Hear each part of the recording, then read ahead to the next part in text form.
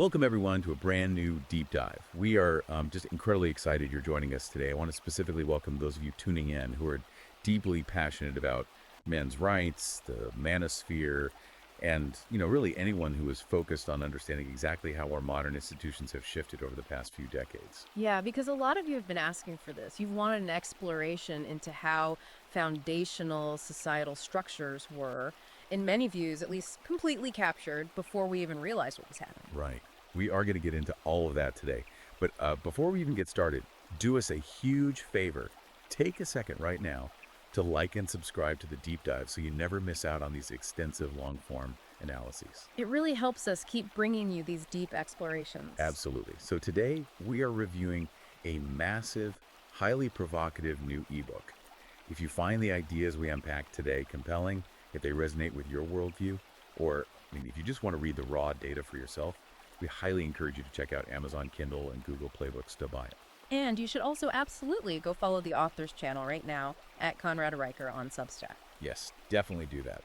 So the book we are looking at is titled Feminism's Last Stand: Rebuilding a World Beyond Gender Wars, and it's by Sophie Marie Eve Riker. Our mission for this deep dive is to thoroughly, meticulously unpack this text. And it is dense. It's a highly charged book that aims to entirely deconstruct modern feminist and Marxist narratives. But, it doesn't just stop at critique. It offers what the author describes as a comprehensive roadmap back to traditional, merit-based institutional values. Which is a huge undertaking. And before we take one more step, we need to issue a very crucial, absolute vital disclaimer. Yes, we really need to emphasize this. As we guide you through this material today, we are maintaining strict, unwavering journalistic impartiality. We want to make it absolutely clear to you, the listener, that we are not taking sides here. Right, we are not endorsing the political, social, or historical viewpoints of the author. Not at all. Our job here is strictly to act as your impartial guides. We are here to report on the contents of this ebook. We want to help you understand the specific arguments, the heavily cited statistics, and the rather controversial historical interpretations that Riker presents. We're basically laying out the map. We're looking at what the text says, why she argues it, and what it means within the context of her broader thesis. You decide what to do with it. Perfectly put. We are the guides, and you are the jury. Okay, let's unpack this. Riker doesn't really ease the reader in, does she? No, she definitely doesn't. She starts with a massive swing at what she calls the myth of the patriarchy. Because for as long as most of us can remember, the baseline assumption in academia, and really popular culture, is that history is essentially a long, unbroken narrative of female victimhood and relentless male oppression. But she claims that if you actually look at the historical realities, the day-to-day survival of our ancestors, this narrative completely falls apart. And to build that argument, she actually starts by taking us all the way back to the root of the word itself. Right, the etymology. She points out that the original Greek term, patriarchos, literally just translates to the rule of the father. But according to her research, this wasn't designed as some grand malicious system of systemic oppression. Because in ancient societies, long before DNA testing, paternity was the only reliable way to trace lineage. Precisely. It was a logistical system. It was used to determine inheritance, manage property, and maintain societal order in an incredibly harsh world. It was just practical. Exactly. Riker's thesis asserts that this historically neutral, highly practical descriptor has been weaponized by modern academics over the last century. Weaponized how, exactly? She argues it's been twisted into a blanket accusation against men. It's used to imply a universal, calculated conspiracy of male dominance that simply didn't exist. Wait, I want to pause on that. If the original concept of patriarchy was mostly just about tracing lineage and making sure the farm went to the right kid, how did academics manage to so successfully rebrand it as a malicious conspiracy? What was the tipping point she points to? She points heavily to the interpretation of the Industrial Revolution. This is where she claims the historical rewrite really took root. Okay, because we are often taught in standard history classes that this was an era where men maliciously forced women into domestic roles so they could dominate the public sphere. Right, to hoard the wealth and control the workforce. But Riker argues that framing factory work in the 1800s as a privilege is historically illiterate. Because it was a nightmare. An absolute nightmare. It wasn't a privilege, it was a death sentence. She pulls some harrowing data from the mid-19th century, specifically looking at industrial hubs like Manchester, England. And the numbers are shocking. They are. At the height of the Industrial Revolution in these cities, The life expectancy for male laborers plummeted to just 17 years. 17 years, that just stops you in your tracks. I mean, when you hear a number like that, it completely shatters the image of the top hat-wearing patriarch puffing a cigar while oppressing his wife. Completely. We are talking about teenagers working themselves into an early grave. So Riker reframes these historical milestones entirely. She does. She argues that men didn't flock to these factories because they wanted to lord power over women or keep them trapped in the home. They did it out of sheer economic desperation. They were sacrificing their health, breathing in toxic smog, losing limbs in unregulated machinery, all to provide for their families. Yes, and she specifically points to the Luddite movement as proof of this desperation. Now, a lot of our listeners might know the Luddites just as a term for people who hate technology or maybe refuse to buy a smartphone. But what was actually happening there? The real Luddites were early 19th century English textile workers. They weren't just anti-technology. They were desperate, starving fathers and husbands. Right. The new automated looms were destroying their livelihoods, plunging their families into extreme poverty, so they formed a radical faction and started smashing the machines. And Riker uses them to illustrate that these weren't men clinging to patriarchal power over women. No, they were victims of brutal economic upheaval, fighting against an elite owner class. Furthermore, she brings up the devastating reality of child labor. Boys and girls as young as 6. Working 12-hour shifts in appalling conditions. Her ultimate question here is really profound. She asks, if this societal structure was a patriarchy custom designed to benefit men, it was a remarkably terrible one, considering it was happily grinding up its own sons. So the breadwinner model wasn't about male privilege. It was purely about collaborative survival. Yeah. And she traces this collaborative survival mechanism back even further, right? To medieval and ancient times. Yes, she brings up examples of women in medieval Europe who weren't just passively sitting around waiting to be saved or oppressed.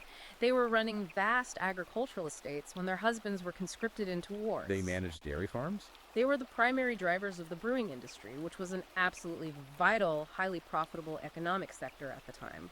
And she mentions historical powerhouses to show women have always wielded immense influence. Figures like Hatshepsut and Cleopatra, who ruled the most powerful empire on earth in ancient Egypt, and Joan of Arc, who literally led armies. There was a really interesting contrast she draws in the book regarding the Crimean War. She talks about Florence Nightingale, who we all learn about, and compares her to Mary Seacole. Walk us through why she focuses on those two. It's a brilliant comparative analysis.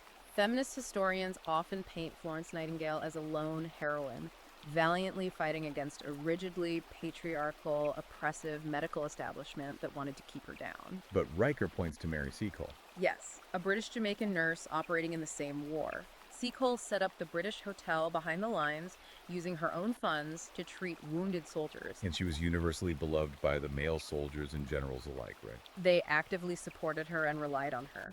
Riker argues that Seacole's story proves women were active, respected participants working right alongside men in life or death situations, not perpetually at war with them. Which is a perfect segue into her incredibly controversial take on the suffragettes.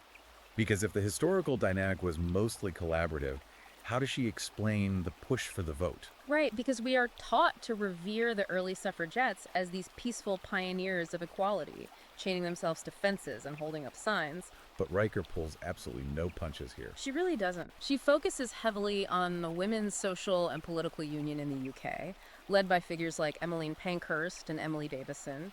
She points out that the mainstream historical narrative conveniently glosses over their tactics. Which were extreme. Extreme, violent, and frankly, terroristic. Yeah, she specifically mentions bombings. Bombings, mass window smashing campaigns, and arson. They burned down the houses of politicians who opposed them. They planted bombs in public buildings, including Westminster Abbey and the Bank of England. And Riker argues that this specific faction of the early movement wasn't merely about achieving a noble egalitarian equality. She categorizes it as a ruthless, violent pursuit of political power. Exactly. So we have to ask you, listening to this right now, how does the history you were taught in school compare to this perspective? It's a great question. Riker is asking us to look at our ancestors not as oppressors and victims, but as partners forced to make incredibly difficult, often lethal choices just to survive. It's a jarring contrast to the modern narrative. It is. And that idea of male disposability, the idea that men historically took on the lethal burdens for the sake of the family actually provides the perfect context for her next major claim. Yes, she argues that this historical disposability hasn't disappeared, it's just been modernized. Which brings us to what she calls the silent crisis of modern men and the concurrent demonization of masculinity. I was reading her section on what she terms the death gap, and the numbers she pulled just stopped me in my tracks. The data is undeniably heavy. Now, a lot of our listeners are already well aware of the flaws in the wage gap narrative, which we'll get to later. But the death gap is something you almost never hear discussed in mainstream media. Can you walk us through what she found? The statistics she aggregates are sobering. According to the data she presents, a staggering 93% of all workplace fatalities are men. Let that sink in. 93%. Men are 13 times more likely to die on the job than women. She argues that the entire infrastructure of our modern, comfortable world, the roads, the power grids, the skyscrapers, the sanitation systems, was built and is currently maintained on the disposable lives of men. She brings up some massive historical engineering feats to illustrate this, right? Like the Panama Canal. Yes. She references the construction of the Panama Canal, where over 5,000 lives were lost. These were overwhelmingly men dying from premature dynamite explosions, rock slides, and tropical diseases. And she points to the Transcontinental Railroad, too. Where over 1,200 men, many of them marginalized immigrants working for pennies, died in avalanches, freezing temperatures, and from backbreaking manual labor. And her broader point here isn't just to give a history lesson on infrastructure. She's pointing out a massive hypocrisy in the modern discourse. Exactly. She asks, if we live in a society built to privilege men above all else, where exactly is the privilege in being the disposable sex? Where is the systemic advantage in being expected to shoulder the absolute most dangerous, life-threatening work, to die in the mud, just so society can function comfortably? It raises a deeply uncomfortable question about how society subconsciously values male life. And she argues that this disposability seamlessly transitions into her analysis of the modern suicide epidemic. This part is incredibly grim. The data in the book shows that men account for nearly 80% of all suicides in the United States. 80%. And globally. When you look at the global numbers, that equates to over 800,000 men taking their own lives every single year. 800,000 men. A year! That is a staggering loss of life. That's a mid-sized city disappearing from the globe annually. It is a catastrophic crisis, and Riker argues that it is largely ignored or at least heavily downplayed in mainstream gender discourse because it fundamentally contradicts the prevailing narrative of universal male privilege. You can't simultaneously argue that men hold all the cards and have all the structural advantages while ignoring the fact that they are opting out of existence at 4 times the rate of women. Precisely. To explain the psychological toll driving these numbers, she introduces this concept of the double bind. Explain how she sees modern men being trapped by this. The double bind is a psychological trap created by conflicting cultural expectations. On one hand, modern society, heavily influenced by feminist narratives, constantly tells men they need to change. They are told to open up emotionally, to be vulnerable, to cry more, and to shed their historical stoicism. But Riker argues, when men actually do this, when they show real vulnerability or weakness, they are almost immediately penalized. Right. They're mocked, or they lose respect in their relationships, or they're told to man up when the chips are actually down. They are shamed if they hide their emotions, labeled as closed off or toxic. But they are equally shamed and often lose status if they express them. It leaves men paralyzed with no socially acceptable way to process their struggles. It's an impossible tightrope. And she traces a lot of this psychological damage directly to the mainstreaming of the phrase toxic masculinity. Yes. Now, she doesn't just dismiss the term, she actually digs into its origins. Where did this phrase even come from? She explains that the term actually originated in the mythopoetic men's movement of the 1980s and 90s, with psychologists like Shepard Bliss. Okay. Originally, it had a very specific, nuanced meaning. It was meant to describe the negative effects of men being disconnected from positive male role models and traditional rites of passage. It was a term meant to help men heal. But Weicker argues that modern academia and media have hijacked the term. Yes, and morphed it into a massive societal scapegoat. They went from a diagnosis to a slur. Exactly. She claims it's now used to pathologize normal, healthy, biological male behavior. To illustrate this, she references the infamous 2019 Gillette advertisement, the one titled, "The Best Men Can Be." Oh man, I remember when that dropped. The internet absolutely exploded. It did, and Riker uses it as a prime example of the media framing inherent male strength, competitiveness, and biological instincts as inherently dangerous, bullying, or predatory. The commercial essentially lectured its core demographic, telling them their foundational nature needed to be heavily monitored and corrected. She also points to the massive media backlash against figures like Dr. Jordan Peterson. Which is fascinating because Peterson's core message to young men is essentially clean your room, take on responsibility, tell the truth, and be a reliable pillar for your family. Right. He is defending traditional male roles and encouraging responsibility. Yet, as Riker notes, for giving that exact advice, he has been relentlessly vilified by mainstream feminist critics and labeled as dangerous. So, what does she conclude is the ultimate result of this constant cultural messaging? She concludes that these cultural narratives lead to the literal psychological castration of men. By constantly labeling traits like strength, assertiveness, risk-taking, and protectiveness as toxic, society is forcing men to suppress their natural biological instincts. And the profound irony, Riker argues, is that these exact traits, the ones currently being demonized, are the very traits that historically ensured the survival, defense, and prosperity of human civilization. When you tell an entire generation of boys that their core nature is harmful, it inevitably leads to the alienation, depression, and high suicide rates we are currently seeing. It is, in her view, a systemic dismantling of male identity. Looking at how masculinity has been so systematically pathologized, it really begs a massive question. Did this just happen organically? Was it just a natural cultural drift over the decades? Because Riker makes a sharp pivot here. Honestly, this is where the book turns from a sociological critique into an intense historical and political investigation. She claims this wasn't an accident, this was entirely by design. That is her core thesis. She doesn't view modern feminism as a standalone grassroots movement.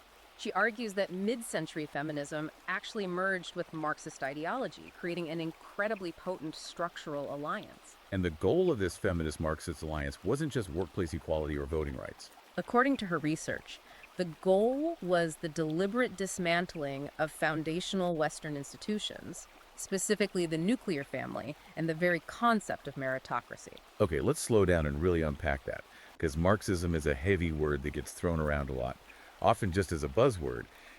How does she actually trace that connection? Where does this alliance supposedly start? She takes us all the way back to 1917, right into the heart of the Bolshevik Revolution in Russia. She focuses on a highly influential figure named Alexandra Kollontai. Kollontai was a Marxist revolutionary and became the first female Soviet commissar, correct? Yes, she was instrumental in shaping early Soviet social policy. And what was her specific vision for women and the family? Kollontai pushed aggressively for state-run childcare, easy access to abortion, and the complete end of traditional marriage. She marketed this to the public as ultimate liberation from the drudgery of family life. But Riker argues that taking children away from their mothers and handing them over to massive state-run nurseries didn't liberate women at all. It enslaved them to the state. It deliberately destroyed maternal bonds and the protective bubble of the family, turning women into mere cogs in a massive Marxist industrial machine. The state became the husband, the provider, and the father. So the goal was to eliminate the family. So the citizens' primary loyalty was only to the state. But how did that early Soviet experiment migrate to the modern West? Riker traces that migration through the Frankfurt School. This was a group of Marxist intellectuals who fled Germany in the 1930s and eventually set up shop at Columbia University in New York. And they realized that traditional Marxist economic theory, the worker uprising against a factory owner, wasn't working in America. Right, because the American middle class was too prosperous. So they shifted tactics. They blended Marxist theory with cultural and psychological critique. Okay, let me see if I'm tracking. Instead of dividing people by class and wealth, they started dividing people by culture, race, and gender. Exactly. And the key figure Riker points to here is Herbert Marcuse. Marcuse promoted a highly influential theory called repressive tolerance. Let's do a quick breakdown on repressive tolerance, because it sounds like an oxymoron. What does that actually look like in practice? Think of it like a referee in a sports game deciding that because one team has historically won more often, the rules need to be changed to handicap them. Okay. Marquise essentially argued that true tolerance requires suppressing the free speech of the dominant group, which he deemed conservative or traditional voices, while simultaneously giving unlimited freedom and amplification to radical subversive voices. He argued that allowing equal free speech for everyone was actually repressive because it allowed the status quo to maintain its power. Wow. So it's the intellectual justification for censorship. It's saying, to make things fair, we have to silence you. Precisely. And Riker argues this is the exact playbook modern feminism and institutional HR departments use to silence dissenting voices today. Furthermore, Marquise explicitly wrote that to achieve true socialist liberation, the patriarchal nuclear family had to be destroyed because the family naturally teaches hierarchy, tradition, and inherited values. And Riker states that modern feminism adopted this Marxist goal wholesale. They turned gender into a battlefield, framing the traditional family unit not as a source of stability and love, but as an engine of patriarchal oppression that needed to be dismantled. This directly feeds into her critique of identity politics and intersectionality. We hear intersectionality praised constantly in corporate and academic settings as the ultimate tool for empathy and inclusion.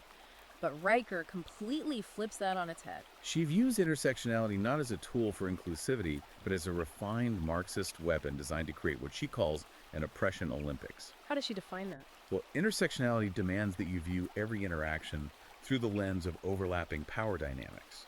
It fractures society by reducing complex individual human beings down to their group affiliations, their race, their gender, their sexual orientation. It then pits these groups against each other in a race to see who can claim the most marginalized status. Because under Marcuse's framework, whoever has the most victimhood points gets the most institutional power and the right to silence others. Exactly, and she calls out a massive hypocrisy in this framework.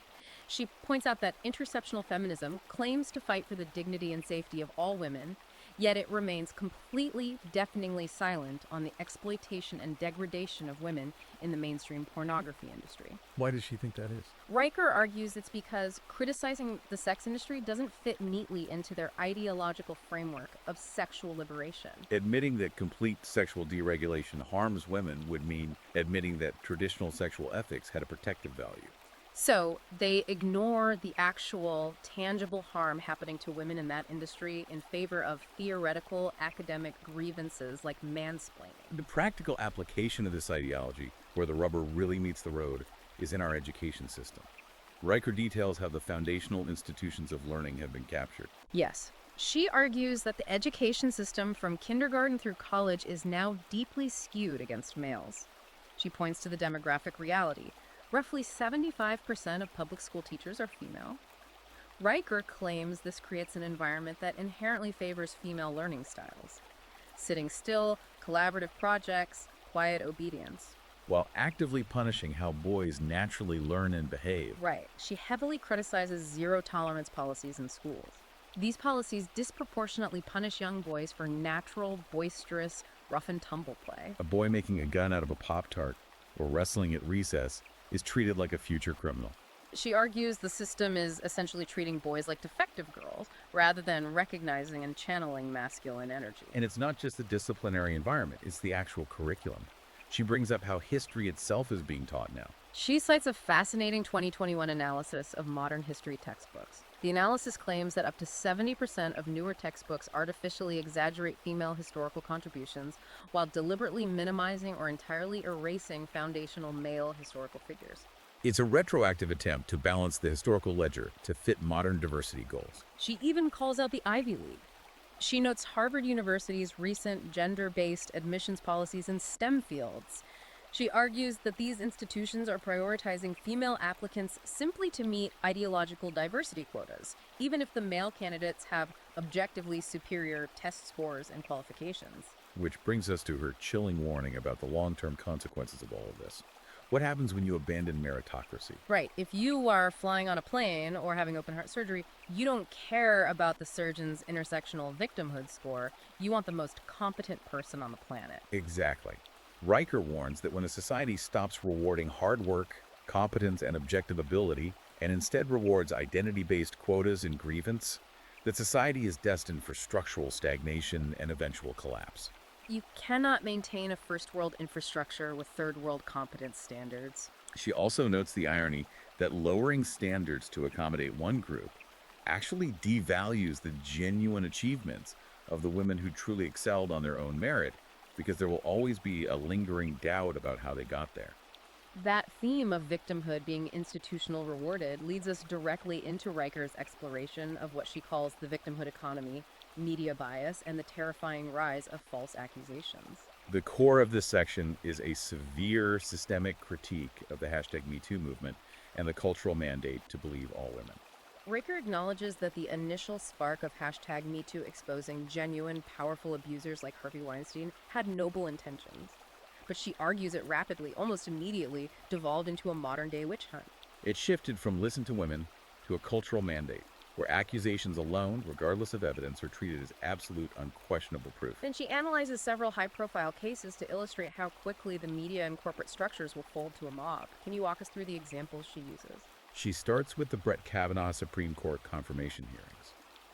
Regardless of one's politics, Riker uses this as a prime example of the media and public opinion explicitly trading legal fairness for a political narrative. She argues the media prioritized unverified, decades-old claims over objective evidence and due process, willing to ruin a man's life to secure a political victory.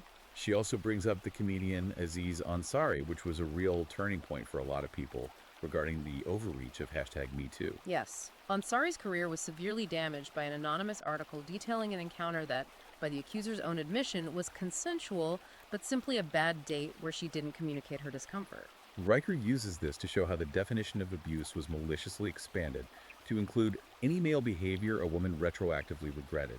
She also highlights James Damore, the Google engineer. He was summarily fired, not for harassment, but simply for writing an internal memo that cited peer-reviewed biological differences as a possible explanation for why men and women make different career choices in tech. Riker argues these cases prove that the media and corporate America are perfectly willing to offer up men as sacrificial lambs just to appease the feminist mob and avoid PR nightmares. But the most terrifying aspect she covers isn't the celebrity cases, it's what is happening to everyday young men on college campuses. This is where she details the rise of campus tribunals under Title IX. She highlights a specific, deeply disturbing case of a student referred to as John Doe at the University of Southern California. Walk us through what happened to him, because the complete lack of due process is staggering. Under Title IX rules, which were heavily shaped by feminist lobbying during the Obama administration, this student was accused of misconduct regarding a consensual encounter. He was subjected to a campus tribunal that stripped away every foundational legal right. He was denied the right to cross-examine his accuser. He was denied access to the evidence against him. He wasn't allowed to have a lawyer speak on his behalf. He was essentially presumed guilty and expelled, ruining his academic and professional future. Riker uses this to illustrate how the believe all women mantra hasn't just changed culture. It has completely dismantled the foundational legal principle of Western jurisprudence: innocent until proven guilty. And she makes a really brilliant, if highly controversial, psychological point here. She argues that believe all women doesn't empower women at all. It actually infantilizes them. How so? Because by demanding the society assume women are utterly incapable of lying, exaggerating, holding a grudge, or using false accusations for leverage, society is stripping women of their complex human agency. It's treating them like pure, fragile children who can do no wrong, rather than as capable adults who possess the same capacity for malice and manipulation as men do. That is a profound observation. And she points out that this bias is supercharged by the blatant double standards on social media. She looks at how algorithms and moderation teams handle misandry versus misogyny. The examples she pulls are wild. She points out that hashtags like kill men and men are trash regularly trend on platforms like Twitter and TikTok, and they receive zero pushback from trust and safety teams. In fact, mainstream media often writes think pieces defending these hashtags as harmless venting, punching up, or satire. But the very moment a male-led critique of feminist overreach gains any traction, it is immediately algorithmically suppressed, demonetized, or outright banned as dangerous hate speech. She provides very specific examples in the influencer space to prove this disparity. She contrasts the complete career destruction of male influencer Shane Dawson over his past offensive, edgy comedy controversies with the continued, highly lucrative success of female influencer Trisha Paytas. Paytas has a history arguably just as problematic, if not more so, yet she faces minimal institutional backlash and retains her platforms and sponsorships. Riker also dissects the Karen meme, which is fascinating. It is. She notes that it is completely culturally acceptable, even encouraged, to mock, vilify, and record entitled obnoxious women using the Karen label. It's a societal mechanism for policing bad female behavior. But any equivalent term aimed at policing toxic female behavior in dating or marriage is heavily scrutinized, labeled as misogynistic, and banned from major platforms. Riker attributes this entirely to what she calls the matriarchal media. And matriarchal media. She points out a staggering demographic statistic that explains a lot of this. Currently, over 60% of all journalism graduates entering the workforce are women. She argues this massive demographic shift has fundamentally changed the tone, priorities, and worldview of modern newsrooms. It has created a monolithic echo chamber that hyper-prioritizes female perspectives, validates feminist grievances, and actively silences male struggles. She points to massive editorial shifts, like the New York Times' 1619 Project, which she claims is indicative of a media apparatus that pushes a relentless, overarching narrative of historical victimhood rather than objective reporting. And it's not just the news, it bleeds heavily into entertainment. Raker notes that if you turn on almost any modern sitcom over the last 20 years, think Modern Family, The Simpsons, Family Guy, or countless commercials, the dad is almost universally portrayed as a bumbling, emotionally stunted, incompetent fool. Meanwhile, the wife is the hyper-competent, smart, capable one, rolling her eyes and holding the family together. It's a relentless drip, drip, drip of cultural programming designed to systematically lower the social status of fathers and men in general. This cultural programming and the ideological capture of our institutions leads directly into the tangible, devastating economic realities discussed in the next phase of the book. The war on the family, economics, and the abortion debate. Riker shifts from cultural critique to examining the actual financial and familial fallout of these policies. And she pinpoints a very specific historical moment where she claims the structural destruction of the family began. The year is 1969. What happened? In 1969, California passed the first no-fault divorce law, signed by then-Governor Ronald Reagan, ironically enough. Before this, you had to prove fault like adultery or abuse to dissolve a marriage contract. No-fault divorce meant either party could terminate the marriage for any reason or no reason at all. It turned marriage from a binding contract into a temporary arrangement. Exactly. And while it was championed by second-wave feminists as ultimate liberation for women trapped in bad marriages, Riker points out the systemic fallout. According to the text, this legal shift immediately destabilized the foundational unit of society, resulting in a staggering 50% spike in national divorce rates within a single decade.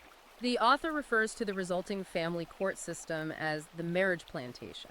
That is an incredibly heavy term. How does she justify using it? She justifies it by sharing the harrowing, verifiable financial realities of divorced men. She uses composite stories with pseudonyms like John and Mark to illustrate the systemic bias. She details cases where men lose up to 60% or more of their gross income to crippling alimony and child support payments, even in situations where their ex-wives initiated the divorce and are fully employed, capable professionals. She describes these men being reduced to living in tiny, squalid apartments, forced to work 60 to 80-hour weeks just to avoid being thrown in jail for falling behind on support payments. They are treated by the legal system not as fathers who deserve equal custody of their children, but as disposable ATMs. The state essentially enforces the financial extraction of their labor while severely limiting their access to their own kids. And she correlates this systemic bias in family court directly to the explosion of single motherhood. The book states that in 1960, prior to the Cultural Revolution and no-fault divorce, single mother households accounted for roughly 8% of American families. By 2020, that number had jumped to an astounding 23%. And the societal consequences of that shift are devastating. They are. Riker cites data from the Department of Justice stating that up to 85% of youth currently in prison come from fatherless homes. The statistics on high school dropouts, behavioral disorders, and teen pregnancy all heavily correlate with the absence of a father in the home. Riker argues that feminist-driven public policies actively incentivize single motherhood through welfare programs, while simultaneously using family courts to punish and exile fathers. She claims this has led to a catastrophic breakdown in societal stability and a massive increase in generational poverty and crime. Then, after dismantling the family court system, Riker takes direct aim at what is arguably the biggest, most frequently repeated feminist talking point of the last 30 years, the gender wage gap. She completely debunks the 77 cents to the dollar myth. I know a lot of our listeners know this one is flawed, but how does she break it down? She explains that the 77-cent statistic is a masterclass in intellectual dishonesty and cherry-picking data. The way that number is generated is simply by taking the average earnings of every single working woman in the country and comparing it to the average earnings of every single working man without adjusting for any variables. Right, it's comparing a female part-time barista to a male underwater welder and acting shocked that their W-2s look different. Exactly. Riker points out that this raw average completely ignores critical choice-based factors, career field, hours worked per week, continuous years in the workforce, willingness to commute, and occupational risk tolerance. When labor economists actually account for these variables, when they do a multivariate analysis comparing men and women working the exact same job with the exact same qualifications, working the exact same hours, the so-called gap shrinks to a mere 2 to 3%. And she notes that even that tiny margin is often within the statistical margin of error, or can be attributed to men generally being more aggressive in initial salary negotiations. So the wage gap isn't a measure of systemic sexism, it's just a measure of different life choices. Which brings us to perhaps the most highly charged emotional topic she wades into, the abortion debate. How does she approach this within her broader critique of feminism? She approaches it by offering a severe critique of the industrialization of abortion, specifically targeting massive organizations like Planned Parenthood.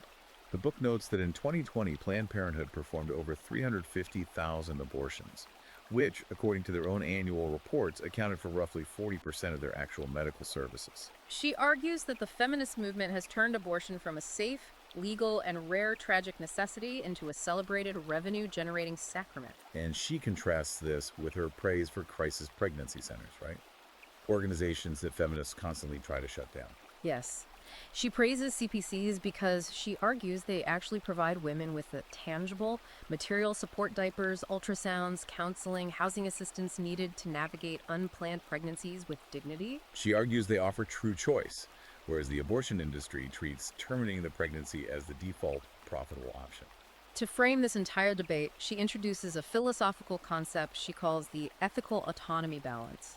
What does that mean structurally? The ethical autonomy balance is her counter-argument to the core feminist claim of absolute, unfettered bodily autonomy. Riker argues that the feminist narrative of pure autonomy is philosophically flawed for two reasons. First, it entirely ignores the biological reality and rights of the developing unborn human. Second, and crucially, it fails to acknowledge that many women who seek abortions do not do so out of pure empowered autonomy. They are actually coerced into it by avoiding partners, pressure from family, or the threat of poverty in a society that is hostile to single mothers. True autonomy, she argues, must weigh the ethics of all these factors, rather than just legally sanctioning the destruction of the child. It is a heavy, intense section. So taking all of this in, we ask you to reflect on this for a moment. Look around at the economic policies, the structure of the family courts, and the cultural narratives dominating your own community. How are they actively impacting the men in your life? Are they being supported and valued, or are they being treated as disposable utilities to be extracted from? These are deep, structural, institutional issues. It can feel overwhelming. But Riker doesn't just leave her readers with a bleak diagnosis of a dying culture. She dedicates the final portion of the book to offering tangible antidotes. She focuses heavily on humor, religion, and the ultimate necessity of returning to biological reality. The core question here is, how do we push back against a cultural hegemony that controls the media, the schools, and the courts? And her first proposed antidote is honestly brilliant in its simplicity. It's comedy. She views stand-up comedy as a vital, high-stakes form of cultural resistance against the stifling, puritanical norms enforced by woke ideologies. Humor is incredibly powerful because you cannot force someone to laugh, and you cannot easily argue against a joke that exposes a fundamental truth. Riker highlights several comedians who have drawn lines in the sand and flat out refuse to bow to cancel culture. Oh, she brings up some of the heavyweights. She specifically talks about Bill Burr's infamous 2020 Saturday Night Live monologue. Burr essentially took a sledgehammer to feminist sacred cows on live television. He joked about how white women essentially hijacked the civil rights movement, claiming to be terribly oppressed while historically sitting in the front of the bus and controlling their husbands through guilt and passive aggression. The nervous laughter in the studio was palpable. She also praises Dave Chappelle for his unapologetic stand-up specials. Chappelle has faced immense backlash, employee walkouts at Netflix, and media campaigns labeling him transphobic or misogynistic. But he refuses to apologize or back down. Riker argues that his refusal to submit exposes the incredible fragility of an ideology that requires absolute compliance and crumbles the moment it is mocked. She brings up Andrew Schultz as well. Schultz uses what she calls anti-woke logic. He hilariously points out the glaring absurdities of modern feminism, like women claiming systemic oppression while simultaneously benefiting from massive systemic privileges like alimony, preferential hiring, and lower prison sentences. And she mentions Shane Gillis, who was fired from SNL before he even started over a podcast joke. But he doubled down, went independent, built a massive audience of young men, and eventually forced SNL to beg him to come back and host. She also points to satirical sites like the Babylon Bee, which use razor-sharp irony to mock the absurdities of gender fluidity and woke corporate ideology. Riker argues that humor strips these ideologies of their intimidating power. By laughing at the hypocrisy, society can break the spell of the victimhood narrative.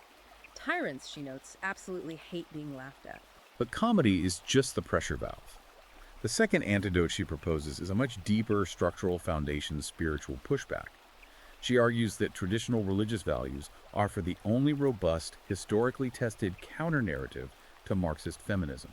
She delves into theology here, citing Pope John Paul II's theology of the body. This is a profound philosophical framework that emphasizes that men and women are biologically and spiritually designed to work together as complementary partners, not as identical competitors fighting for power. She also references the Apostle Paul in the book of Ephesians. Now, feminists often point to these exact biblical texts, the ones that say, "Wives, submit to your husbands," as the ultimate proof of mandated patriarchal dominance. How does Riker counter that? Riker argues that pulling that one line out of context is intellectually dishonest. She points out that the very next lines command husbands to love their wives as Christ loved the church and gave himself up for her. Christ was crucified for the church. Yeah. So the biblical mandate for husbands is literal, self-sacrificial love and protection, even to the point of death. Riker argues these passages actually call for a beautiful mutual submission and complementary duty, not tyrannical male dominance. The book highlights modern religious leaders as well, like Pastor John MacArthur, who boldly vocalize the importance of these biblical gender roles, despite immense cultural pressure to modernize. And she points to very specific insular communities that have successfully resisted feminist influence, like the Amish and the Hutterites. The Amish example is fascinating. These are traditional groups that strictly observe, define biologically based gender roles. The men do the heavy labor and lead the community. The women manage the home and raise the children. Yet Riker points out they boast incredibly high levels of community cohesion, massive family networks, deep satisfaction, and virtually zero crime or suicide. She uses them as empirical proof that traditional values aren't outdated relics to be discarded, but timeless functional principles that foster genuine human harmony. Which brings us to her final point regarding the ultimate future of gender roles. Riker asserts that all the social engineering in the world cannot erase biological reality. To illustrate this, she analyzes what she calls the Swedish experiment. Sweden is often held up as the ultimate progressive, egalitarian utopia. In an attempt to completely erase gender norms, the state introduced heavily funded, gender-neutral preschools. They removed all gendered toys. They banned the words boy and girl, using only gender-neutral pronouns. They actively tried to socially engineer a blank slate generation. And what happened? It failed spectacularly. Riker cites a comprehensive study from Uppsala University, which observed the children in these engineer environments. Despite the adults desperately trying to force gender neutrality, the children still naturally, instinctively gravitated to traditional, biologically driven play. The boys sought out competition, built forts, and wrestled with toy cars. The girls naturally gravitated toward cooperative play, nurturing dolls, and playing house. It's a stubborn biological fact. You cannot legislate away millions of years of evolutionary hardware. And Riker's ultimate conclusion here is profound, and it serves as the thesis for the entire book. Equality does not mean sameness. Exactly. A balanced, functioning, prosperous society absolutely requires us to acknowledge and celebrate our biological differences. It requires us to treat men and women not as identical, interchangeable economic units, and certainly not as adversaries locked in a Marxist power struggle, but as complementary halves of a whole. Men naturally possess biological inclinations to protect, build, take risks, and provide. Women possess unique, incredibly powerful strengths in nurturing, social cohesion, and care. When a culture respects these differences and structures its institutions around them, we create harmony and strong families. When feminism attempts to disrupt these roles and make men and women compete as enemies, it creates the chaos, the rising suicide rates, the plummeting birth rates, and the broken homes we see today. Synthesizing the vast amount of information we've covered today, Feminism's Last Stand offers a highly charged, uncompromising blueprint for the future. The author is calling for a total, unapologetic rejection of identity politics and the victimhood economy. She is urging society to reclaim and celebrate traditional masculinity, to restore the nuclear family as the foundational building block of civilization, and to aggressively return to strictly merit-based institutions. It really is a sweeping, absolute demolition of the current cultural consensus. It's a heavy book, and it asks heavy questions of its readers. And as we wrap up this massive exploration, we want to reiterate our crucial disclaimer one more time. Yes. We are acting strictly as impartial guides to this text. We have spent the last hour laying out Sophie Marie Eve Riker's arguments, her data, her historical interpretations, and her vision for the future so you can understand the full scope of her work. We are not endorsing these political or social viewpoints. We are simply reporting on them accurately so you can be fully informed. And if this deep dive sparked your interest, if these arguments align with your perspective on how institutions have shifted, or if you just want to dig into the raw data and historical citations for yourself, you need to go buy the ebook. Check out Amazon Kindle and Google Play Books right now to purchase Feminism's Last Stand. And be sure to follow the author, at Conrad Dreiker, on Substack to keep up with her latest writings and cultural commentary. Also, please take a moment right now to like and subscribe to our show. It is the best way to ensure we can keep bringing you these deep dives into the most important and provocative texts out there. To leave you with a final thought to mull over as you go about your day, consider this question derived from her work. If a society entirely abandons the biological and historical definitions of gender in favor of purely ideological ones, does it eventually reach a state of ultimate human freedom, or does it inevitably collapse into ultimate social fragmentation? A heavy question for a heavy deep dive. Thanks for listening, everyone. We'll see you next time.